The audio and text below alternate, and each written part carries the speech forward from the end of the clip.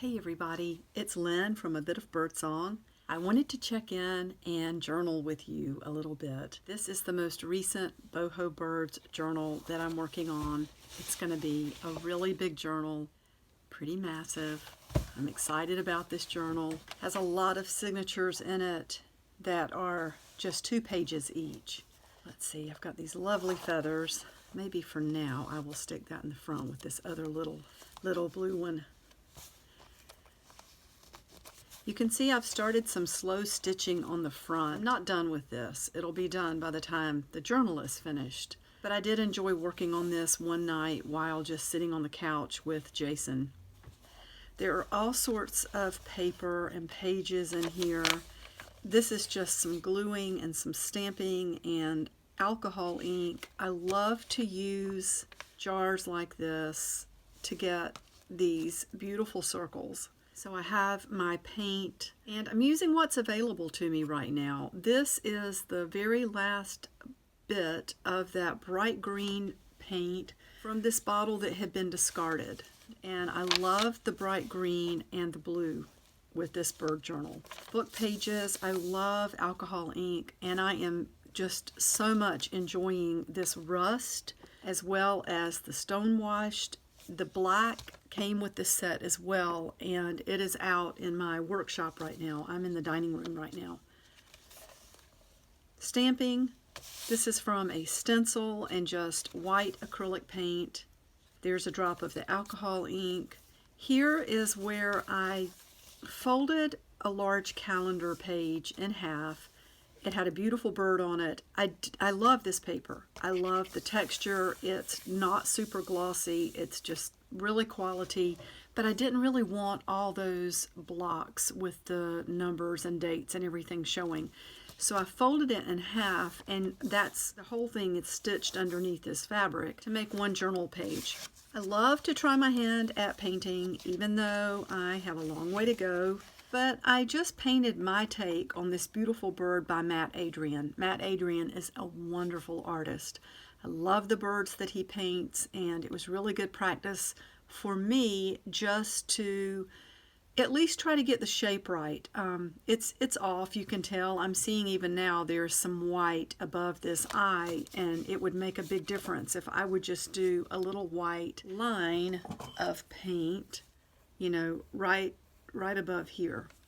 So I may go back and do that, but put that right back in here.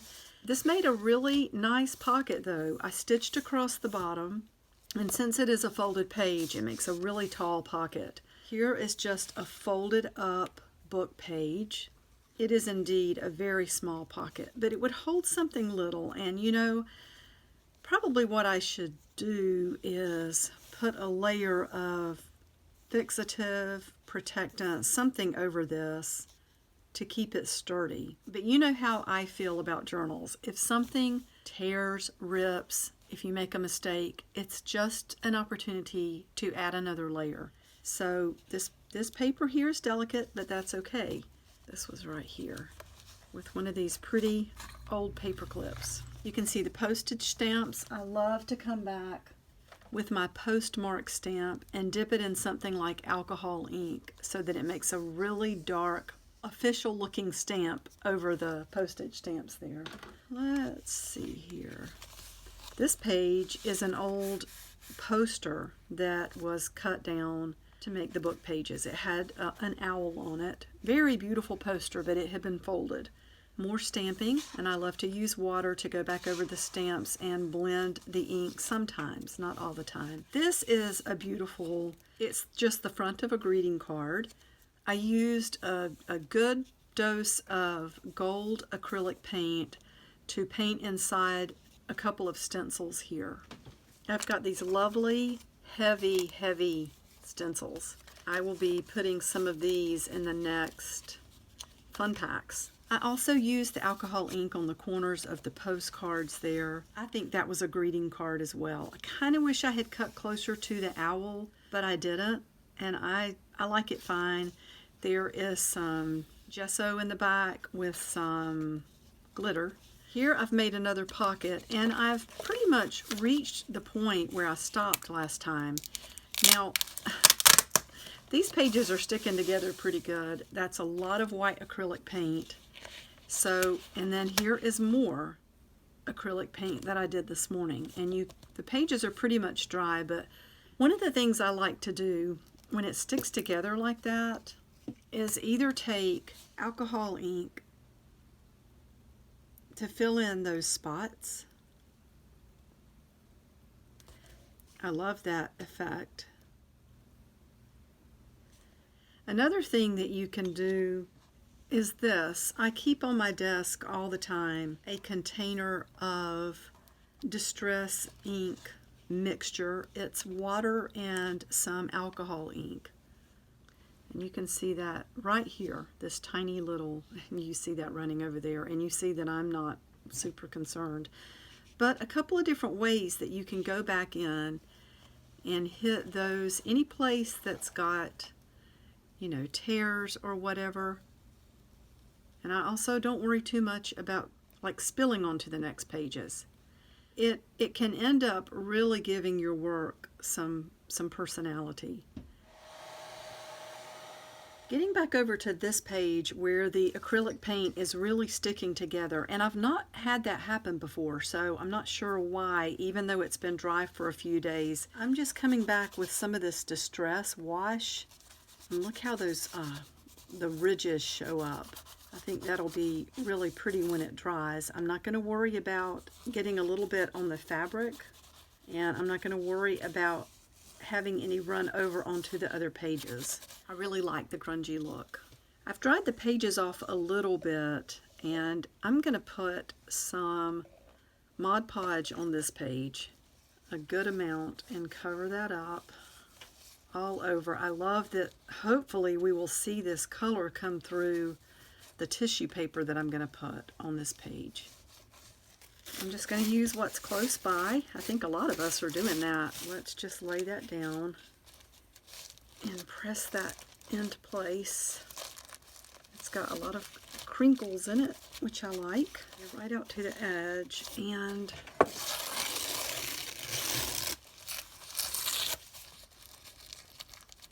my hope is that once this dries, it's not going to stick to the other page.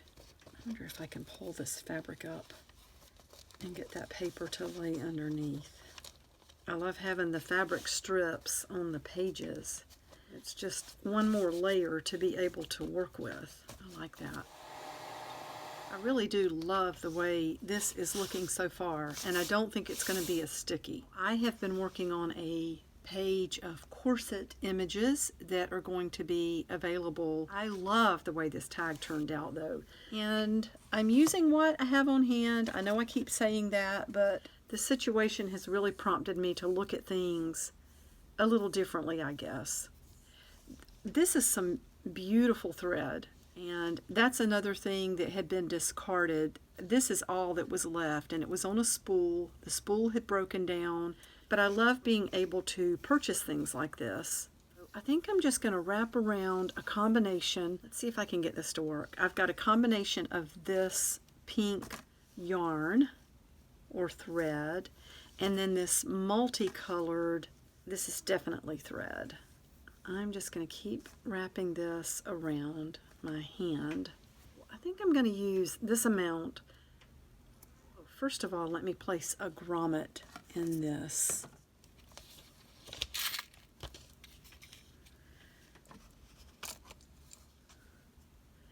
I didn't want this to be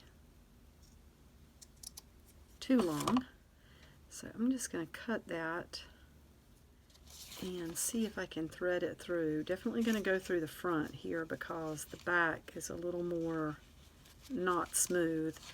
Some of the threads didn't want to come through, but if you just try to keep them together and grab as much of the bulk as you can, it usually works out okay. I'm just going to tie these at the top.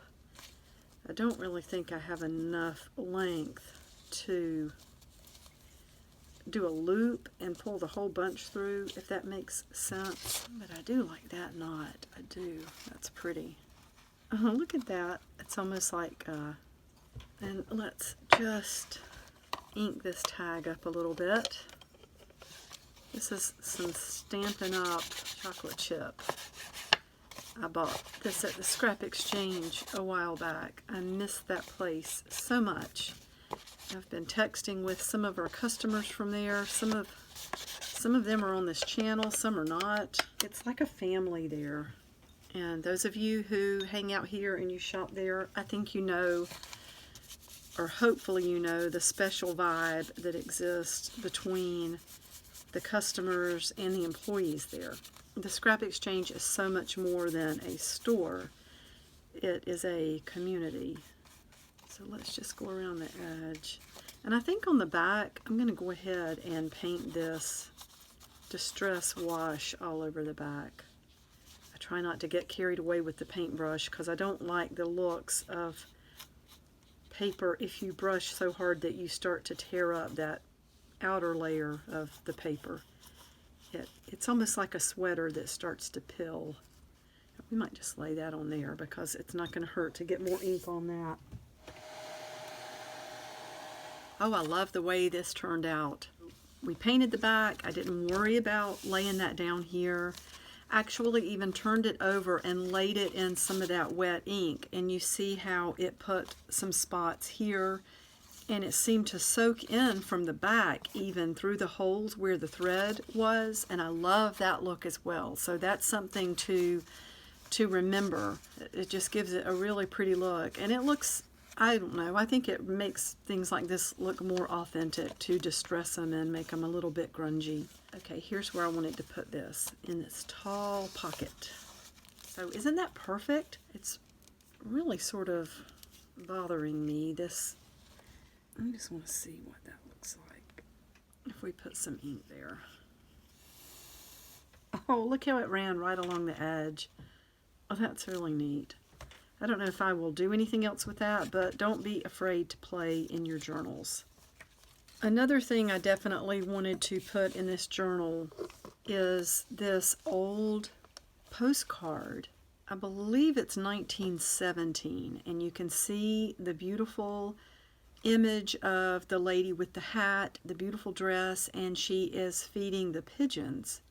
It says, Boston Common, my dear Emily, Mother wished, I think this is me, to send this. This looks like familiar, but I'm not sure that fits. Something. Did Mrs. Fitch get home all right? We feel, I bet this is curious. We feel curious as we have not heard. Love, and I'm not sure what this says. I thought about making a pocket for it. This yellow would be really pretty on this page with all of the blue, and it's got the blue stitching around here. These are the journal cards that come from the sheets I just listed on my website in the $2 digital section. Small mixed media collages that I made. I love that one. And the green is pretty, and the purple. So I'm going to put that one on the page, and I'll be right back. It was pretty easy to put this under the sewing machine for a couple of reasons. It's easy to fold the pages back and have, you know, since it's a sort of a lay flat journal when it's open. As it gets thicker, it will be harder to do that. Another reason is that I sewed it kind of far out on the page, so I was able to get this under the foot and sew here and then turn it and use my back stitch button to go out this way. That leaves us a space here, although I am considering gluing that down because I don't want to end up tearing that up. Of course, I don't think it's going to get that much wear and tear. This also created a pocket in here.